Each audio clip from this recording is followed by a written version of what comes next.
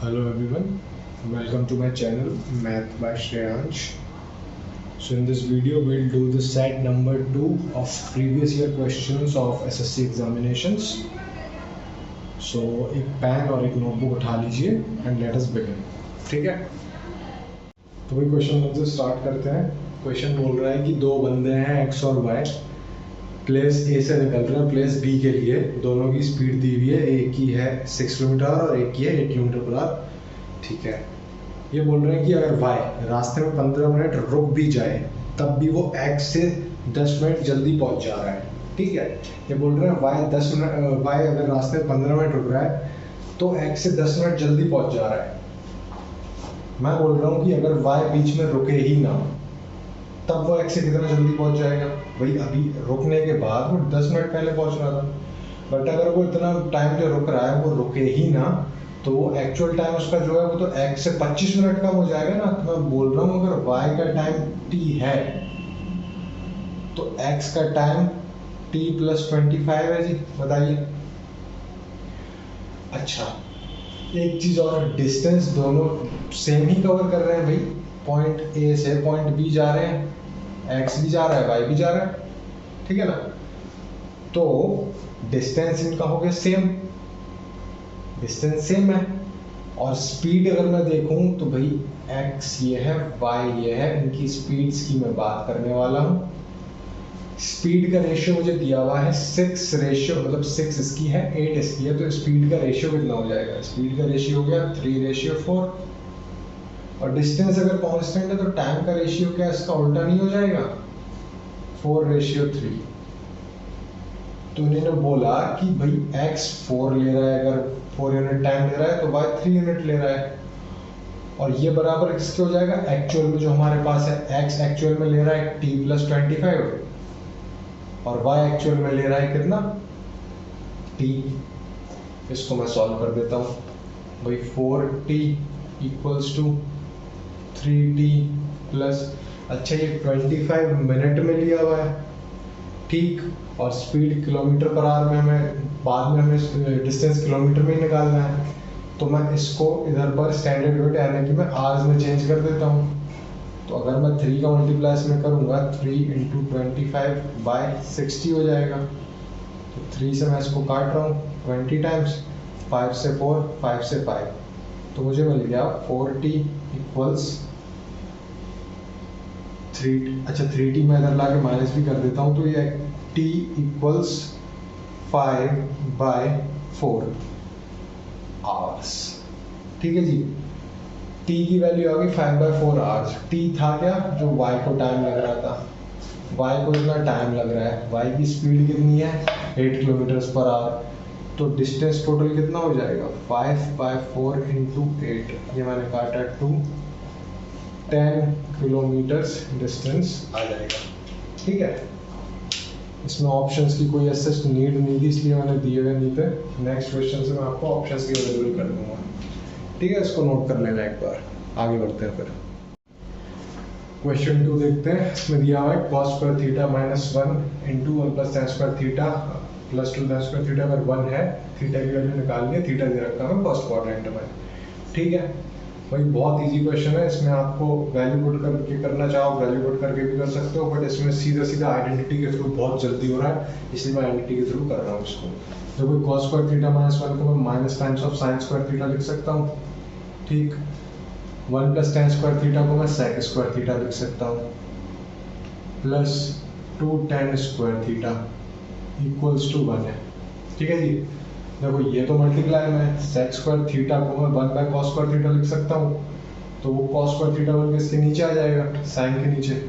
तो sin² θ upon cos² θ वही minus का tan² θ हो जाएगा, प्लस 2 tan² θ दिया हुआ है = 1. देखो 2 टाइम्स माइनस 1 टाइम्स, तो tan² θ = 1. तो यहाँ से tan θ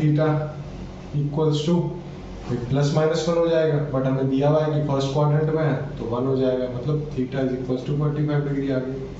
इतना सिंपल था. अगर आप स्टार्टिंग से इसमें वैल्यू डालते, वैल्यू डाल के भी हो जाता. इनको सीधा स्टैंडर्ड वैल्यू दी हुई है, हमें एक एक रख के चेक करना होता. बट ये बहुत इजी सवाल था, अंडर 30 सेकंड्स आपका हो जाएगा विद आइडेंटिटी। तो ऐसे सवाल में आप प्रेफर करें अगर सीधा सीधा दिख रहा है कि आइडेंटिटी ही लगाएं। ठीक है, चलिए आगे बढ़ते हैं। क्वेश्चन 3 डिस्काउंट चैप्टर का।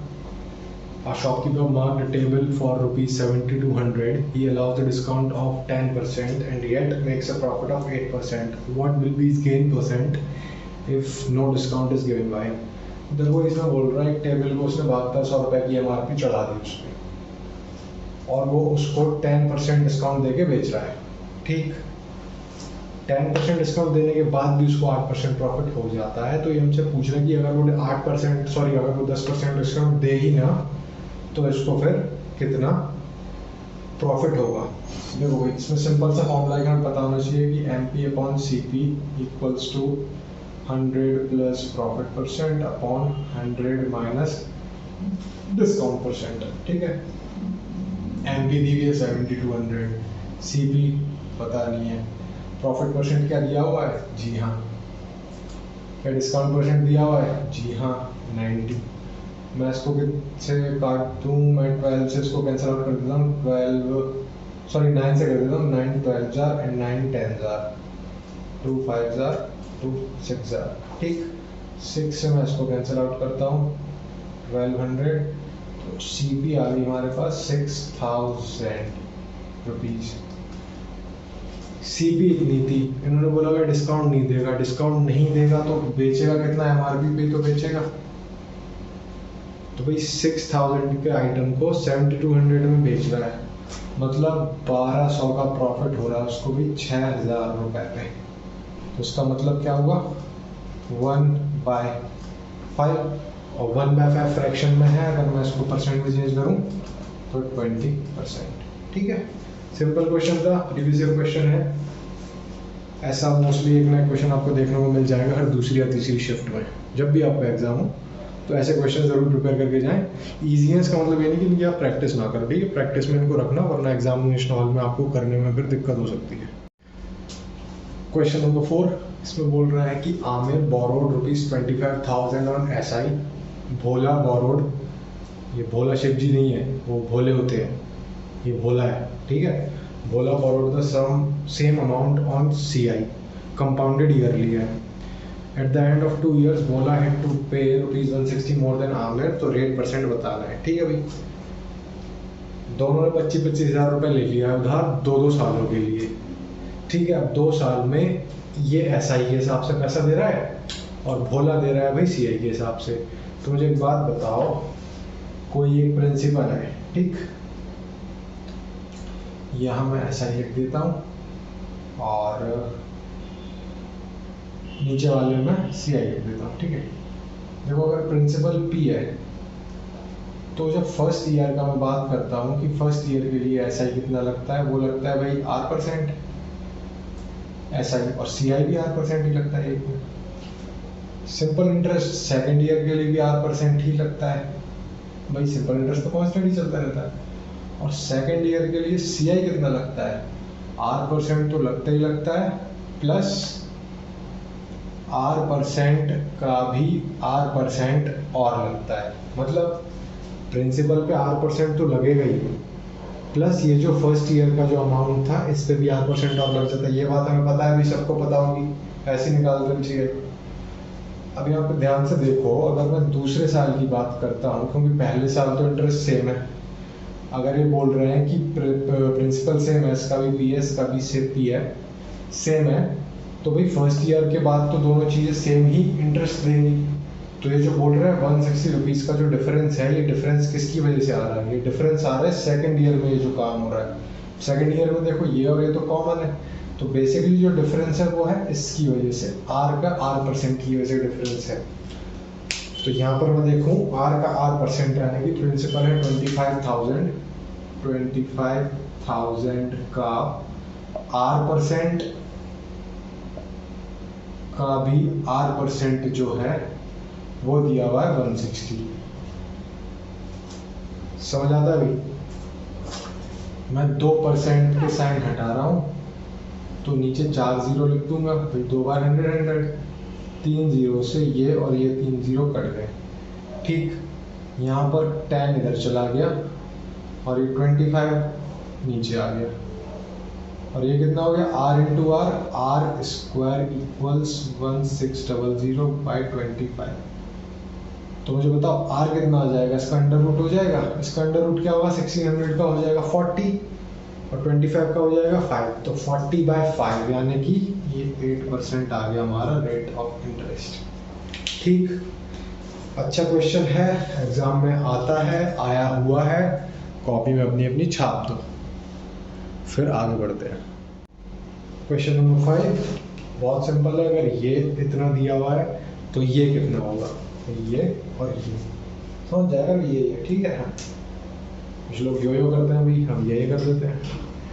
ठीक है, जनरली हम क्वेश्चन में देखें तो हमें ये चीज़ गिवन होती है a+1/a और हमसे ये पूछ लेते हैं, तो मैं बोलता हूँ कि अगर a+1/a के दिया हुआ है तो मुझे पता है कि a³ + 1/a³ निकालने के लिए मैं k³ - 3k कर देता हूँ। भाई क्वेश्चन में उल्टा दिया हुआ है, क्वेश्चन में मुझे दिया हुआ है कि 52 = k³ - 3k, ये चीज़ मुझे दी हुई है 52 और इसकी वैल्यू तो भाई k³ - 3k होती है। मैं काम करता हूँ, k कॉमन ले लेता हूँ, k² - 3 52। ठीक है, अच्छा अब अपने पास ऑप्शन क्या है, एक या तो मैं इसको क्यूबिक इक्वेशन की तरह ही सॉल्व कर दूँ, ठीक, बट ये इतनी सिंपल वैल्यूज है कि मैं बहुत इजीली इसमें वैल्यू पुट करके हिट एंड रन मार सकता हूँ।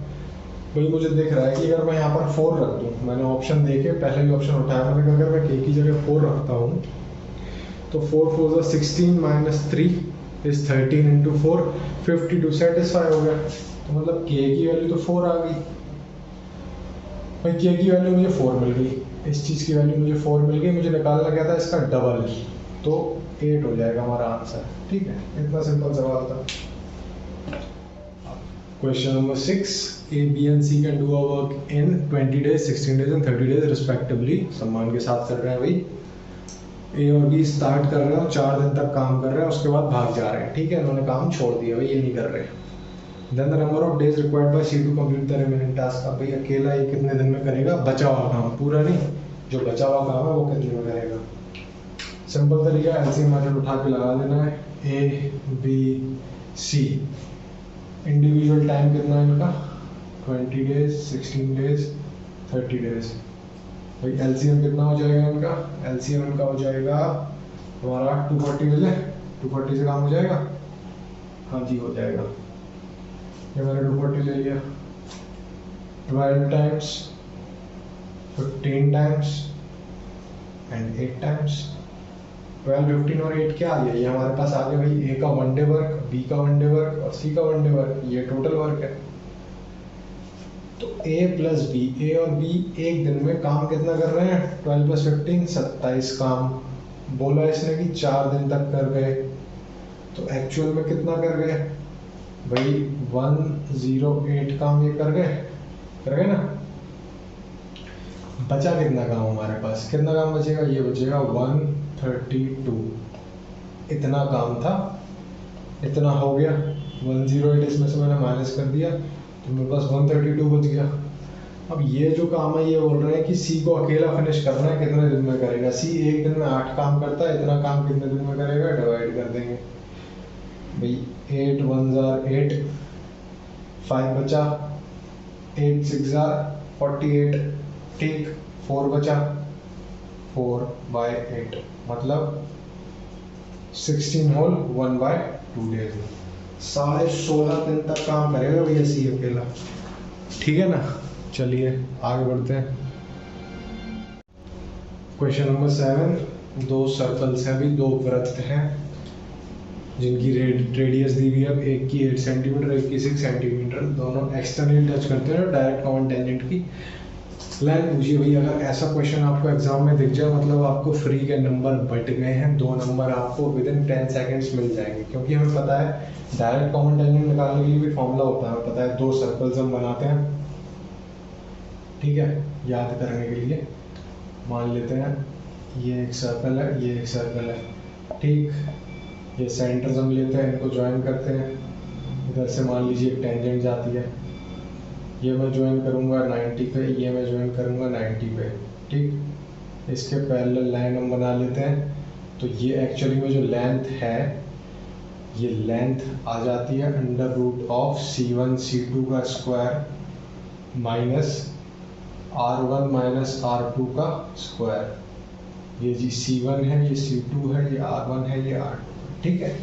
तो लेंथ इसकी कितनी होती है, सर्कल्स के बीच के, सर्कल्स के सेंटर का जो डिस्टेंस है माइनस रेडियस के डिफरेंस का, दोनों का स्क्वायर करके अंडर रूट करता है। पाइथागोरस थ्योरम लग जाती है वाले ट्रायंगल में।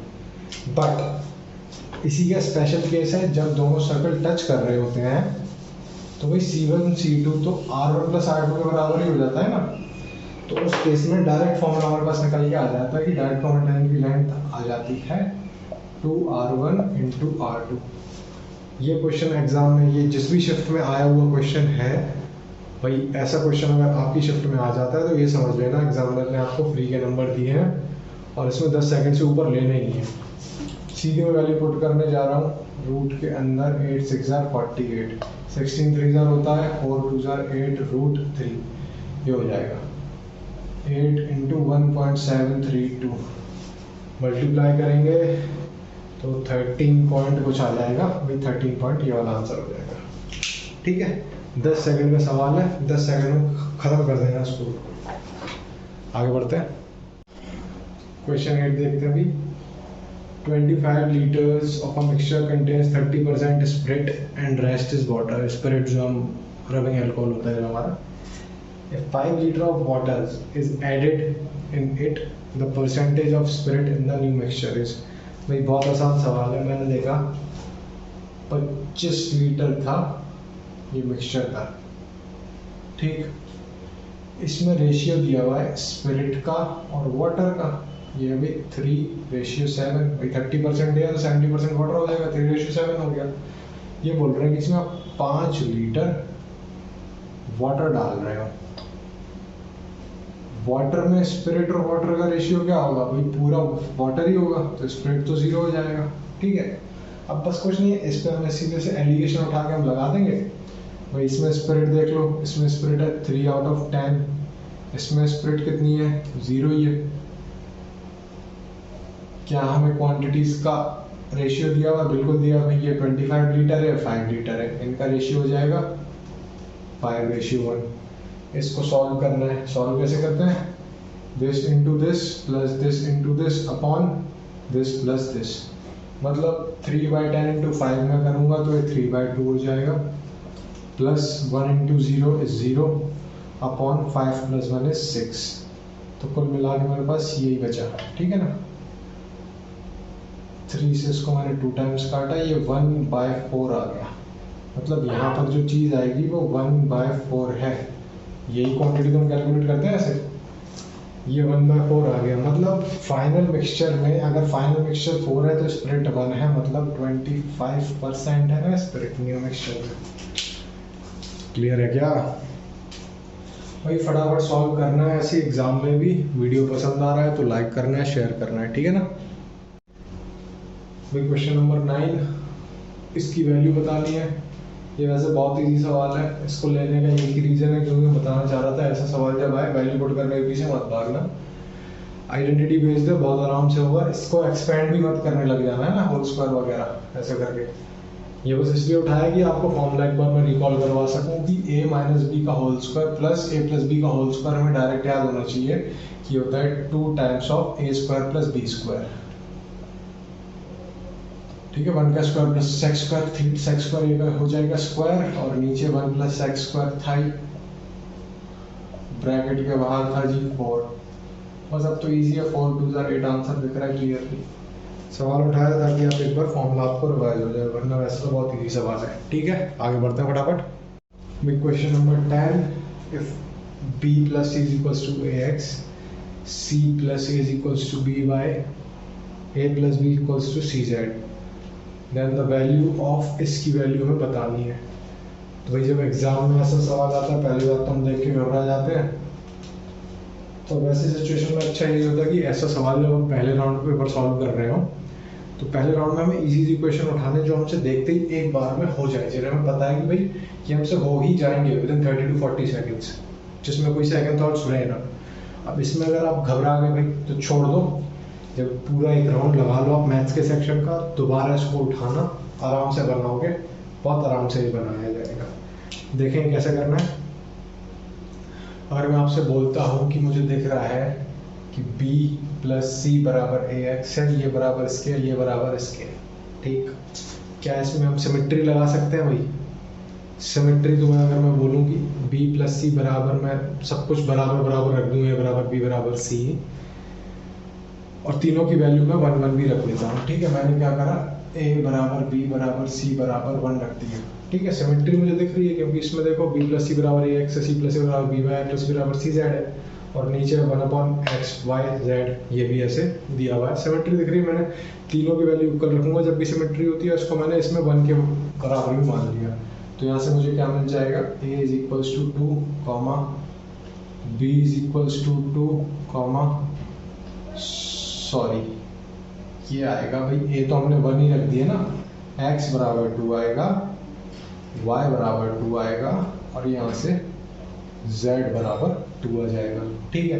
ये वैल्यू उठा के मैं इसमें रख दूंगा, 1/9 बाई 1/2 प्लस 1 1/3 प्लस 1/3 प्लस 1/3, 3/1/3 है ना, 3 बार कट जाएगा, आंसर 1/9 ही आ रहा है, ठीक है। समझ आया? सिमेट्री मैंने इसमें लगी। सिमेट्री बेसिकली होता क्या है, अगर आपको ऐसा कोई भी फॉर्म दिख जाए जिसमें भाई ये देखो सेम इक्वल नंबर बार यूज हो रहे हैं, एक ही तरीके से सारे यूज हो रहे हैं, पोजीशंस को इंटरचेंज करके, और फिर वैल्यू भी हमें इसकी निकालनी है, तो इसमें सिमेट्रिक केस दिख रहा था, मैंने सिमेट्री लगा दी कि भाई a बराबर b बराबर c रख दिया, क्योंकि हमें दिख रहा है अभी इतनी सारी मतलब इक्वेशन हैं, और उसके बाद हमें कितना बड़ा एक्सप्रेशन निकालना है, मैं सॉल्व करने बैठूंगा, टाइम लगेगा, इसलिए मैंने सिमेट्री यूज़ करी और निकाल दिया। हाँ, अगर किसी को सिमेट्री यूज टाइम पर नहीं क्लिक होती है, तो कि बहुत नॉर्मल सी बात है, एग्जामिनेशन हॉल में प्रेशर होता है, नहीं अगर हमें क्लिक करती है तब हम कैसे करेंगे, तब भी मैं इसको करने का तरीका अपना लंबा नहीं है, एक बार देखेंगे। अगर मैं इस वाली इक्वेशन से, ये इक्वेशन 1 है, ये 2 मान लेता हूँ मैं, ये 3 मान लेता हूँ, 1 को उठाओ, इससे भाई x की वैल्यू निकालो, x की वैल्यू क्या आएगी, b प्लस सी बाई ए, और मुझे चाहिए x प्लस 1 की वैल्यू, प्लस 1 में अदर करूँगा, प्लस 1 में अदर करूँगा, एलसीएम a आ जाएगा, ऊपर a प्लस बी प्लस सी हो जाएगा, नीचे a हो जाएगा, ठीक है भाई। इसी तरीके से मैं y प्लस 1 निकालता हूँ, तो वो भी a plus B plus C upon B हो जाएगा ना, एंड अगर मैं z प्लस 1 निकाल दूँ तो ये मेरे को a plus B plus C upon C मिल जाएगा। अब मुझे इनके रेसिप्रोकल्स इसमें रखने हैं, मैं रखने जा रहा हूँ वैल्यूज 1/9, 1 अपॉन एक्स प्लस 1 कितना होगा, a upon A plus B plus C, ध्यान से देखना, a upon A plus B plus C, denominator में a plus B plus C आएगा, 1 अपॉन वाई प्लस 1 क्या होगा, b upon A plus B plus C, फिर डिनोमिनेटर में a plus B plus C आएगा, इधर से c upon A plus B plus C, मतलब फिर डिनोमिनेटर में a plus B plus C आने वाला है, तो मैं पूरा a plus B plus C LCM ही ले लेता हूँ ना, लिख देता हूँ बराबर, ऊपर मेरा बचेगा, इससे a बचेगा, इससे b बचेगा, और इससे c बचेगा, तो मैंने a प्लस बी प्लस सी डाल दिया, ये काट दिया, इससे भी इजली आ गया। बट ऐसे केस में अच्छा है कि आप सिमेट्री का यूज करें और अपना टाइम बचाएं, ठीक है। चलिए आगे बढ़ते हैं। क्वेश्चन नंबर 11 आज की क्लास का लास्ट क्वेश्चन, a और b 0 से 45 के बीच में है, तो मुझे बता, और दिया हुआ है cos a प्लस बी इतना, sin a माइनस बी इतना, तो tan 2a की वैल्यू बतानी है। वही अच्छा सवाल है, इसको आप नोट कर सकते हैं और पॉज करके पहले खुद ट्राई करना, ठीक। अब आप चाहोगे कि आप वैल्यूज पुट कर दो, तो ये भाई रेशियोज की स्टैंडर्ड वैल्यू तो है नहीं जो हमें पता होती है 30 60 90 वाली, तो हम इसमें वैल्यू पुटिंग तो कर नहीं सकते, क्योंकि हमारे पास पुट करने के लिए सिर्फ रहता क्या 35, क्योंकि इन दोनों के बीच में 30, इन दोनों के बीच में सिर्फ 30 होता है, तो cos 30 पे या sin 30 इस पे ये सेटिस्फाई तो करता नहीं है। तो देखो अब मैं कैसे करूँगा, मुझे इतना दिख रहा है कि भाई ये बेस अपॉन हाइपोटेनस होता है, ये परपेंडिकुलर अपॉन हाइपोटेनस होता है, और यहाँ मुझे ट्रिपलेट्स दिख रहे हैं, क्या आपको दिख रहे हैं भाई? देखो अगर कोई ट्राइंगल है जिसमें ये वाला एंगल a प्लस बी दिया हुआ है, और cos a प्लस बी दिया हुआ है 24/25, भाई 24/25 कितना होता है 7 24/25, तो ये 7 हो जाएगा। तो मतलब इस केस में परपेंडिकुलर 7 हो जाएगा। ऐसी अगर मैं इसमें लगाऊं 8 15 17 का ट्रिपलेट होता है ना, तो परपेंडिकुलर 15 है, हाइपोटेन्यूज 17 है, तो बेस इस केस में कितना हो जाएगा, इस केस में बेस हो जाएगा अपना 8। ठीक है भाई। अब हमें tan 2a की वैल्यू निकालनी है भाई, दिमाग लगाओ कैसे निकाल सकते हैं, इसकी हेल्प से वो कैसे निकालें। देखो सबसे पहले तो tan a प्लस बी निकाल दो, क्या निकाल सकते हो, आराम से निकाल सकते हो भाई। ये परपेंडिकुलर है, ये बेस है, ये हाइपोटेन्यूज है, tan होता है परपेंडिकुलर अपॉन बेस 7/24। सिमिलरली अगर मुझे tan a माइनस बी निकालना है तो मैं कैसे निकालूंगा भाई, perpendicular upon base that is 15/8। ठीक है जी। अब आप बताओ क्या tan 2a मैं निकाल सकता हूँ? जी हाँ, आप देख तो रहा है tan 2a अब निकल सकता है भाई। कैसे निकलेगा, देखो ध्यान से देखना, समझना और इस स्टेप को याद कर लो, क्योंकि ये सवाल रिपीट हो सकता है 2-3 बार, तो वैसे रिपीट हो चुका है। अगर मैं लिखता हूँ 2a है, ठीक है जी, देखो 2a को क्या मैं ऐसे लिख सकता हूँ, मुझे बताना, a plus b plus a minus b, क्या मैं ऐसे लिख सकता हूँ भाई, a प्लस a और b माइनस b कट गया तो ये 2a हो जाए, ऐसा लिख सकता हूँ। अब इन दोनों साइड में दोनों साइड्स का tan ले लूँ, दोनों साइड्स में मैं tan रेशियो ले लूँगा, तो tan 2a बराबर tan a plus b plus a minus b हो जाएगा। अब इसको ट्रीट करो एक टर्म की तरह x, इसको ट्रीट करो एक टर्म की तरह y, तो ध्यान से देखो, क्या यहाँ पर tan x प्लस y का फॉर्मूला हम लगा सकते हैं? फॉर्मूला क्या होता है, tan x plus tan y upon 1 minus tan x tan y। मैं यहाँ पर इसको यूज करूँगा, tan a plus b plus tan a minus b upon 1 minus tan a plus b into tan a minus b। ठीक है, ये मैंने formula लगा दिया। अभी देखेंगे भाई, इसको मैं हटा दूँ, इसको मैं हटा रहा, ठीक है। देखो ये वैल्यू हमें मिल गई, मैं इसकी वैल्यू रखता हूँ tan a प्लस बी, क्या मुझे वैल्यू पता है? हाँ जी, मैंने अभी निकाली थी, इधर से 7 का रब कर दी, 7/24 इसकी निकाली थी, plus tan a minus B की 15/8 इसकी निकाली थी, और इसके नीचे हमें रखना है 1 minus tan a into tan b 15/8। इसको मैं ऊपर लिख देता हूँ अच्छे से, तब समझ में आ जाएगा। देखो भाई, ये है हमारे पास 7/24 प्लस 15/8, इसको प्लस करूँगा तो बस क्या आएगा, 45 और 7 कितना होता है 52, 52/24 आ गया जी न्यूमरेटर में। डिनोमिनेटर में हमारे पास बचा है 1 minus 7/24 into 15/8, 3 8s are 3 5s are, ठीक है, 8 8s are 64 माइनस 35 इज 29/64, तो ये मेरे पास बचा है 52/24 इंटू 64/29। कुछ कैंसिल आउट हो रहा है जी, बिल्कुल हो रहा है, 8 8s are 8 3s are, इसको मैं सॉल्व करा, 8 5 40 8 2 16 4 1 6 अपॉन 29 3s are 87, ये रहा आंसर। ठीक है, अच्छा क्वेश्चन है, इसको एक बार नोट कर लेना। मैं दोबारा आपको एक बार प्रोसीजर बता देता हूँ लिख के, वो प्रोसीजर आप चाहे तो उसका स्क्रीनशॉट ले लेना, आगे का कैलकुलेशन तो आप अपने आप कर सकते हो। भाई सबसे पहले हमें इससे करना क्या है, सबसे पहले हमें इसमें से ये बेस दिया हुआ है, ट्रिपलेट यूज करके परपेंडिकुलर की वैल्यू यहाँ से निकाल लेनी है। ये हाइपोटेन्यूज था, ये 7 आ गई, यहाँ से परपेंडिकुलर हाइपोटेन्यूज दे रखा है, बेस की वैल्यू मैंने कितनी निकाल ली, 8 निकाल ली। तो यहाँ सबसे पहले आप tan a प्लस बी निकालेंगे जो आपको मिल जाएगा 7/24। यहाँ से आप tan a माइनस बी निकालेंगे जो आपको मिल जाएगा 15/8। ठीक है जी। अब आपको ये चीज़ पता होनी चाहिए कि इसको मैं ऐसे भी तो लिख सकता हूँ।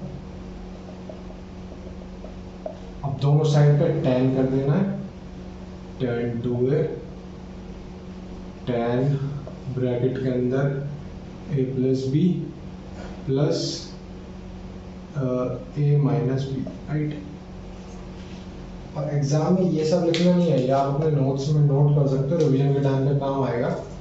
एग्जाम में हमें शुरू करना है डायरेक्ट इसकी वैल्यू निकालने से कि भाई tan 2a, और फिर मैं फॉर्मूला में वैल्यू पुट करना सीधे शुरू कर दूंगा। तो इस तरीके से हमें बस एग्जाम में लिखना है 1 माइनस 7/24 इंटू 15/8। इतना सॉल्व करना बस एग्जाम में, ये एक स्टेप।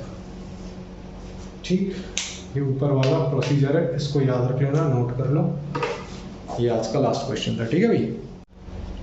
सो दैट्स इट, आज के सेशन में इतना ही था।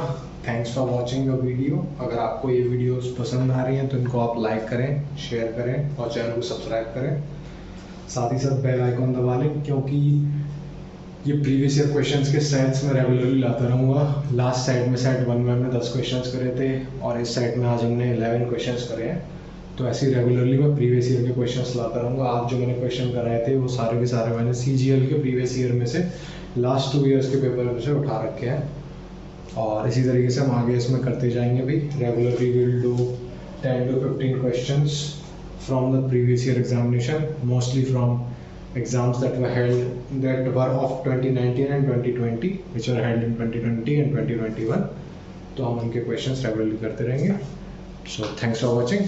Bye. Take care. जय हिंद.